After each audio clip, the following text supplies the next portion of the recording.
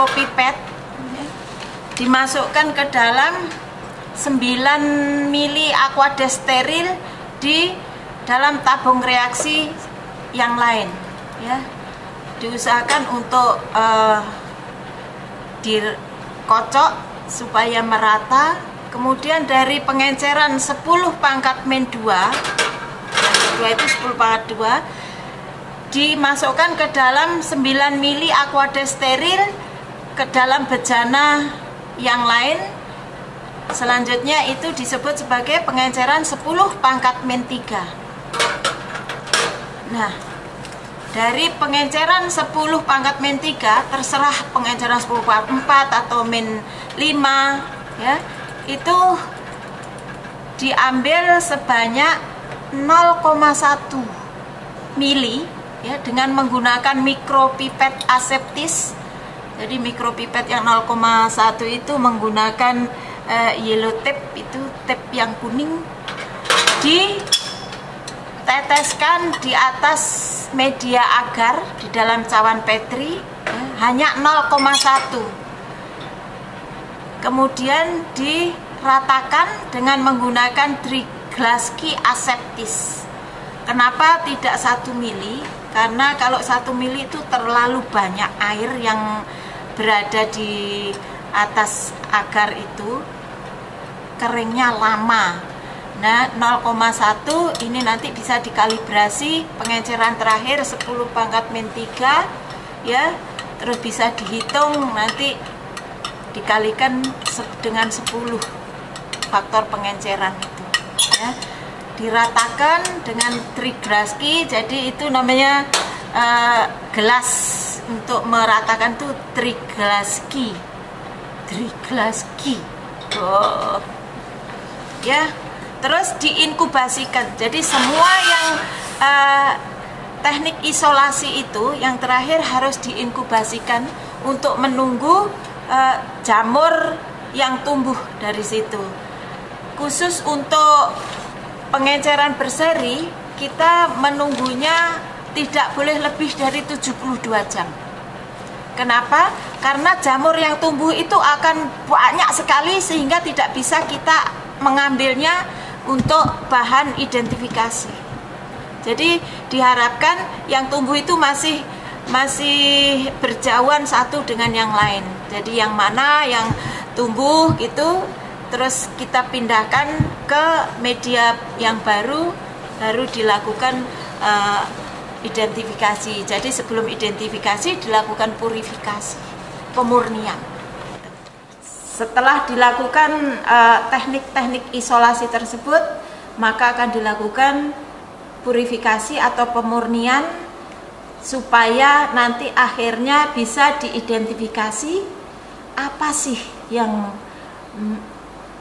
menjadi patogen dari tanaman yang diambil sampel, yang dibawa ke lab itu disebabkan oleh apa sih tanaman itu sakit. Jadi kita fokus pada jamur karena mikologi adalah ilmu yang mempelajari tentang jamur.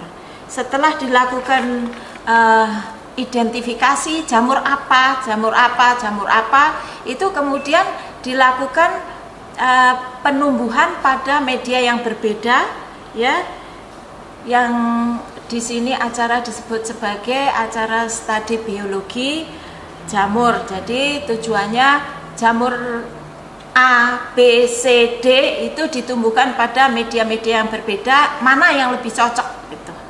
Setelah itu acara selanjutnya dari jamur patogen yang sudah ditemukan itu akan diuji juga kemampuannya beradaptasi terhadap faktor lingkungan. Faktor lingkungan di sini adalah lingkungan di sekitar laboratorium, yaitu suhu yang berbeda 10 plus minus 5, yaitu bisa dimasukkan ke dalam refrigerator atau kulkas, kemudian suhu ruang. Dan selain itu faktor yang kedua adalah faktor gelap dan terang ya.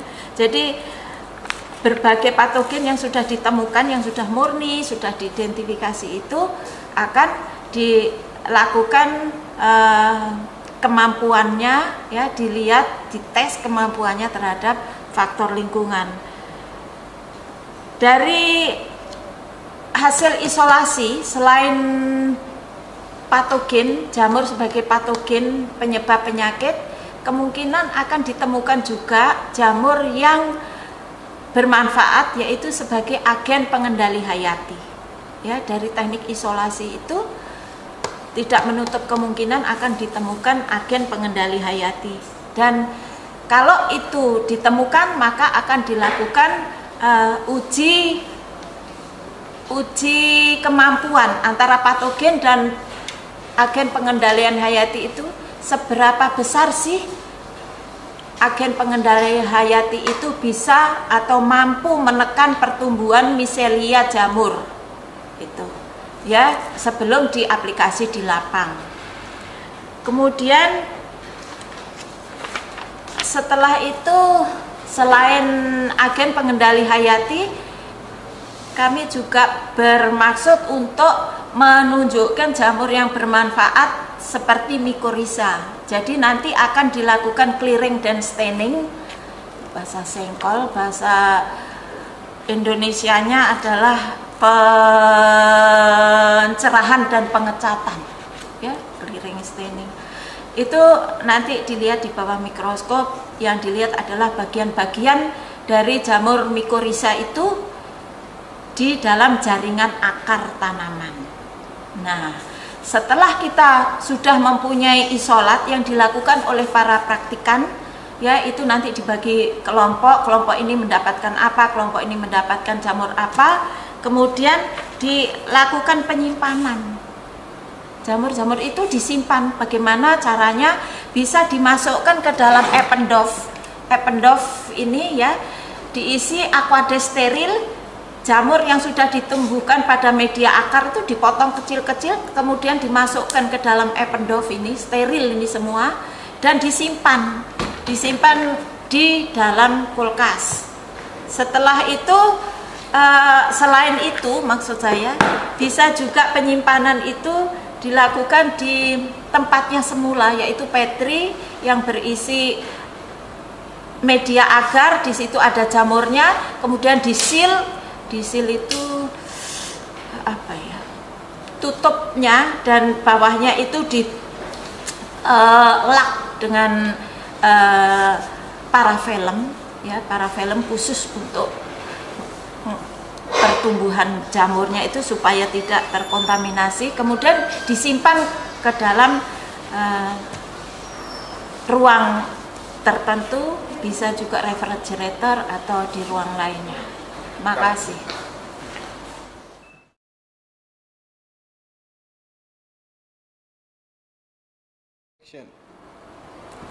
Terima kasih.